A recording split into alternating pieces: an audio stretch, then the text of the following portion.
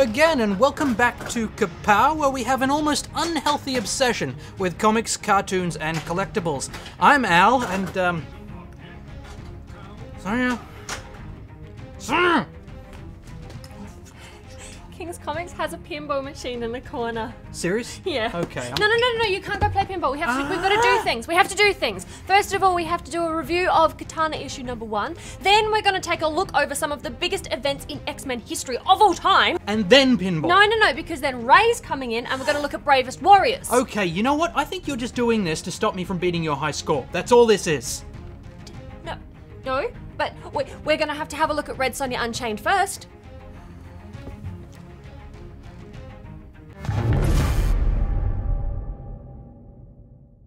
When you think about Red Sonya, you immediately think of two things. Now, this new title, Red Sonia Unchained, is not about those things, but it is about what generally covers them, her trademark metal bikini. Yeah, it is. Sonya's famously impractical chainmail bikini has been torn asunder by a demon lord called Baphomet. Baphomet? I think it is. That guy. That guy. Anyway, it's broken into 100 pieces, but the demon lord's furry blue pelt seems to be working as a bit of a replacement there, and I dare say it's probably a lot more comfortable and warmer. And it also seems to heal wounds as well. I mean, why doesn't she just keep the pelt? Something to do with branding, I would say. Yeah, maybe it's a sponsorship deal. Something. Yeah. But there's got to be more to this story than just a trip to the blacksmiths to get your metal undies fixed. I mean, this is issue #1 of Red Sonia Unchained. Yeah. New title. Must mean new adventures. Nope. No, pretty much the same stuff. Yeah. Same business as usual for our favourite flame-haired female sword slinger.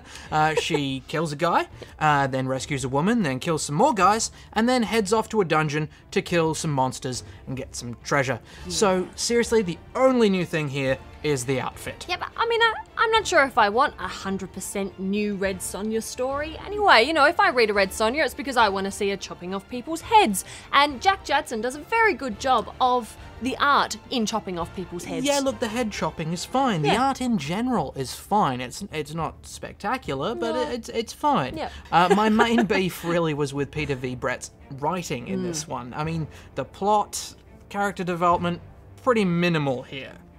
You know, but maybe that's not entirely his fault. You know, he's got to spend 6 pages letting us know where we are and what's happened beforehand, and then 2 pages on Sonya's character development of her drinking and crying, and then bad guys show up, and so she has to, this is really, it's got a really slim plot. Yeah, it's poorly done. It does. It's not much in the way of plot, and I think that's dawning on you now. Yeah. I've got to say, look, if you're doing a new title, even if it's just a short run, a bit of a spin-off, I'm gonna need more than a costume change.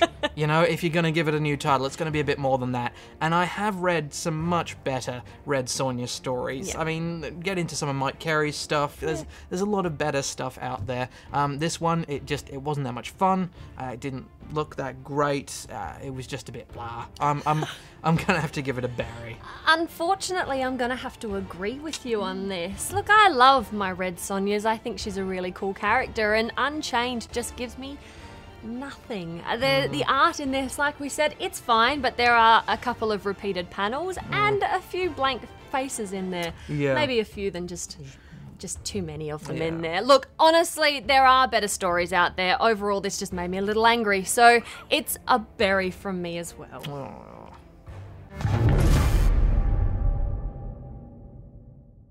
Okay, back in December, we took a look at some all-ages titles, one of which was Bravest Warriors. Yes. And for those of you who follow us on Facebook, you would have noticed that we posted up about how Bravest Warriors is now a cartoon. Ray has arrived to let us know his feelings on this cartoon of the comic Bravest Warriors. Bravest Warriors is the second American animated series produced by Pendleton Ward, written and directed by Breen Burns and produced by Frederator Studios for their Cartoon Hangover YouTube channel. Set in the far future, the series follows 4 teenage heroes for hire as they warp through the universe to save adorable aliens and their worlds using the power of their emotions. The animated series began streaming on Hangover Channel from November 8, 2012, and the series is based on a short produced by Frederator's Nicktoons Network animation incubator series, Random Cartoons, that aired on January 10, 2009. A comic book adaptation published by Boom Studios launched on October 24th, 2012. There's a lot of fine points about this cartoon, and first of all, it's beautifully short, which makes it a wonderful show for portable devices, and it also means as an audience we don't waste a lot of time getting into the story, no matter where our characters are, and I love how commanding that is. This is our crew, this is where they are, and this is the dilemma that they're in, and that's about as long as it takes too, before we're wound up in what's about to happen, as opposed to, you know, the circumstances as to why they got there, how they got there in the first place. Yeah, it keeps it really nice and fresh as well. Any kind of exposition, they so far kind of weave it into the narrative with just a few throwaway lines. Yeah. They also leave some things quite open, returning back to them in later episodes. Yeah.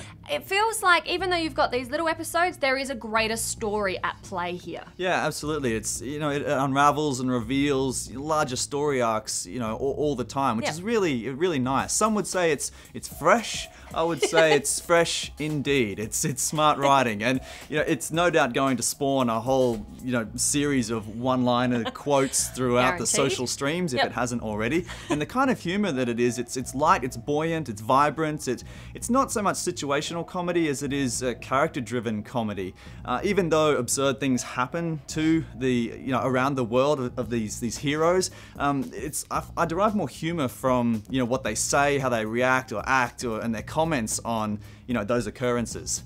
The main characters are Chris Kirkman, the leader of the Bravest Warriors. Now, he has a crush on Beth, and his weapon animal is a little bee which can form a sword with a honeycomb hilt.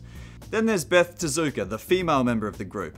Her weapon animal is a cat which forms a cat o' nine tails with cat heads. There's Wallow, the offbeat and smartest member. His glove contains a computer AI named Pixel, who gets jealous very easily. And his weapon animal is a falcon, which forms an axe, and it can also form a bazooka. Finally, there's Danny Vasquez, the snarky cool inventor of the team. His weapon animal is a dog, which forms either a sword or a Gatling gun. There's also a bunch of other characters that pop in and out and return here and there throughout the series, and I think they'll go on to become series secondary characters, such as the Emotion Lord and Catbug and Impossibear. But well. I love Catbug. He's so cute and he's a cat and a bug. What more can you want? A pet. A pet. A pet for everyone. Yes. Yes. I can't wait to see them return as well. But one of my favorite things about this series is the soundtrack. It's really cool. There's lots of bleeps and burrs and fizzes and whizzes and pops and bop-along tunes. It really feels like there's four characters living inside a computer game. Yeah. Design-wise, colours are vibrant, the backgrounds and the worlds are charming, and they're clever. Most of the characters have small button eyes, which prove surprisingly expressive, and the creatures from other worlds aren't dramatically different from one another. Instead, they exhibit subtle differences, which is amiable, because it makes me feel like that we're always in the same universe. Now, you've read the comics, Sonia, so how does this compare? Really quite well, Yeah. although I do feel like the cartoon is eclipsing the comic just a little. They're both really, really good and I enjoy them both, but I think I like the cartoon a little bit more now. My big thing is with the character of Beth being the only female. She's also the love interest and she kicks ass. I really wish that her character was explored a bit more in the cartoon, but hopefully that will develop a bit later on. When they introduced Plum, who is the kind of unofficial 5th Bravest Warrior, it was pretty cool to have another girl on the team, which I really liked. So I'm really looking forward to the series developing those characters and Catbug returning, please. Look, this will feed your soul. It's funny, it's cute, it's short, it's a lot of fun to watch. I think if you're a bit of a kid at heart like we are, you'll get a fair kick out of this. Yeah. I really enjoy it. I've read the comics, I've watched the cartoon. I like them all. It's a buy from me. It's just awesome. Yeah, I agree with what you said about Beth though. She feels a bit unexplored at the moment, but you know, I'm sure they'll get to it eventually. Yeah. I also thought that maybe there could have been a bit more friction, some more spice within the team. Sometimes it feels like we're all the best of friends and, you know, nothing can ever go wrong, nothing can divide us. And I don't know, maybe if there was a little bit more of a secrecy or a rivalry or something like that would really, you know, add an extra dimension to the team. For example, when I watched the short or the pilot, Wallow and Danny, they're kind of high-fiving each other all the time and getting off on being grittier, dirtier, you know, nastier boys, and that added something else, another edge to the, you know, how the team functions, and it also pushed Chris slightly more out into the fringe, which added something else as well. You know, that aside, I really like how emotion is an instrument of force within this universe. Yeah. And guys, you don't have to worry about getting hold of the whole collection because it's already there for you on the Cartoon Hangover channel. Yep. All the episodes are fully loaded into super punchy, bite-sized bullets ready to fire into your device and perhaps, you know, break the monotony that is your regular viewing. And despite the, you know, couple of grievances that I have, I think they'll iron out, and even if they don't, I totally think this is worth 5 minutes of your day. 5 minutes of your time, and you won't be disappointed. It's a buy from me. The Concierge.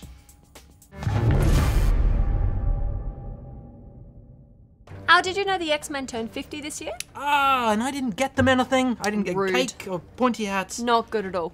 With 5 X-Men films already released and the Wolverine coming into cinemas very soon. Yeah, and with Days of Future Past on its way in 2014 as well. Absolutely. The interest around the mutant Marvel world is quite high. Yeah, at the time. But with 50 years of continuity and quite literally hundreds of mutants to get into. Gotta be by now. Gotta be. Where do you start? Well, that's a very good question, and one without an easy answer. That's true. You know what? It's a long history, and there are so many seminal storylines to the Marvel mutant universe. So we can point you at a few of them, but be prepared. There are still going to be times you're going to be dropping your comic, running to Wikipedia, and going, "Who the hell is that guy?" And that's just fine. And that's fine. But the earliest run that I would recommend is the Dark Phoenix saga. This is where we see Jean Grey go from a sweet-natured girl next door to, you know, destroying a star and murdering billions of alien life forms. Yeah. In an event that kind of rocks the Marvel universe, and its reverberations are still being felt now. Yeah, with things like Avengers vs. X-Men, Correct. of course, yeah. Now, moving on into the 90s, from there, we have the X-Men having to deal with the legacy virus. Not your common cold. Which is pretty rough, along with still having to deal with harassment from the general population, who hate and fear them, while still, for some reason, being able to think that other superhero groups like the Avengers are awesome. Never really understood that, but there you go. There you go. Now, in the 90s, there were a lot of great storylines, like Age of Apocalypse, various others. I really quite like Onslaught, though. It could be hit and miss, but the basic concept, you've got elements of Magneto's and Professor X's minds melding together to create this being of pure psionic force that was damn near unstoppable. That was pretty awesome. It was. Now, some of the earlier titles can be a little difficult to get your hands on, so let's move slightly more modern into something that might be a little easier. Astonishing X-Men Volume 1 is a bit of a reimagination of the X-Men under the authorship of Joss Whedon.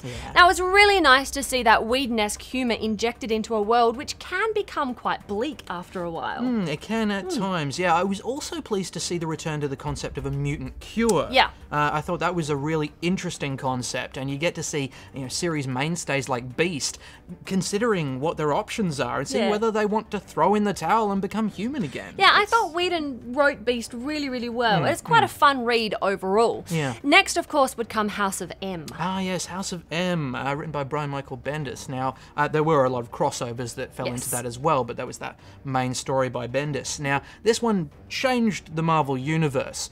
Quite literally, because the Scarlet Witch had a complete mental breakdown when she found out that her children never existed, and used her reality-altering powers to hurl everybody into a completely different reality. Yeah. One where Magneto is ruling the Earth. Yeah, well, now, again, this is an event that really still reverberates within the Marvel Universe, and it kind of brings us to one of my favourite event crossovers, Messiah Complex. Ah, yes. The first mutant baby is born after the decimation decimation of House of M, and quite literally everybody wants a piece of her, the poor little thing. Yeah, it is a bit rough, but yeah, it's a fun one. And for all that, you know, the mutant population has been culled from millions to hundreds by this point, there's still a heck of a lot of faces you may or may not recognize. So it might be Wikipedia time. Definitely. This one is fun. It's a rip-roaring, time-jumping, explosion-having ride that will lead you nicely into the events of Avengers vs. X-Men, and from there into the Marvel Now titles that we have. Indeed. Now that's just a few suggestions that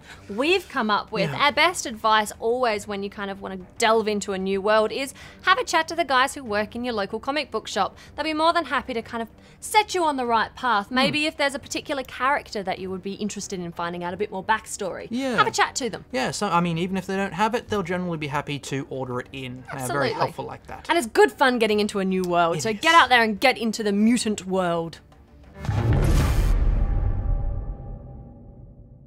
If there's one thing that DC's lineup could use, it's a few more solo titles with female lead characters. Now, I quite liked the character of Katana in the pre-New 52 Birds of Prey, so when I read that she was getting her own title, I was a bit excited. And I will always approve of anything that increases the number of ninjas per capita. So this one should work for both of us. Well... What? Look, I've never been a big fan of Ann Nocenti's work. Her work in Daredevil kind of bugged me, and there's another title which we will not mention that really bugged me as well. Woman. So the writing in Katana I found was equally disappointing.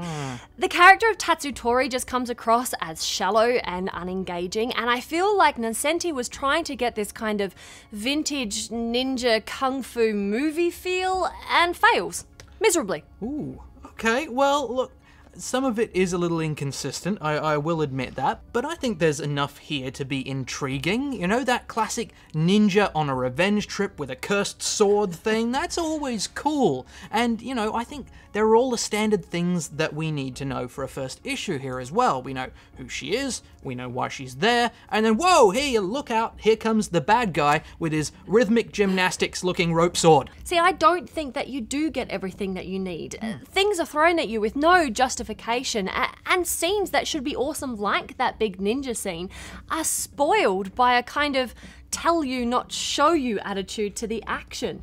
Katana's bracelets and earrings just took out 5 ninjas. Fantastic, don't tell me that. Show it to me in the artwork. I mean, come on. So I'm assuming here not a big fan of Alex Sanchez's artwork either. Not really. I found it kind of boring and flat and kind of bland. The only thing I did like about the artwork was the pastel colours that Matt Yaki used within it. Look, I finished Katana issue #1 and I was a little angry and quite bored and just, you know, generally felt a bit meh about the whole thing. Right. So it's a berry from me, and honestly, I don't think Katana's gonna survive in the New 52. Wow, okay, Sonia predicts. I do. Now look, yeah, I will admit I had some issues of my own with internal dialogue being overused in places that it should have been put over into the hands of the artist in the action. So I do know what you're talking about there. But on the other hand, I did find that there were some quite decent panels in there that I quite liked. And apart from some inconsistency with the dialogue, couple of moments where I kind of went, you know, it's I still wanted to know more about Tatsu. Okay. So I'm gonna give this one a borrow. Really? Well, we must resolve our differences with a ninja fight. You want to fight? Fight me! You win. Was that any good? You win.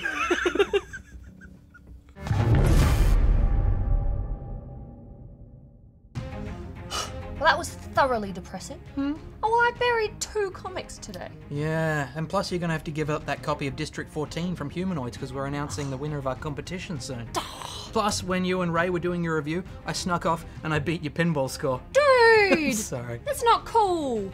You know, if it wasn't for the fact that over on sftv.com.au we take a look at Batman Death of the Family, I would be really angry right now. You know, I completely forgot about that. Let's go and read it again, all the crossovers in order. Okay, no worries. We'll see you next week, guys. Bye. I Bags is Batgirl. Okay, fine.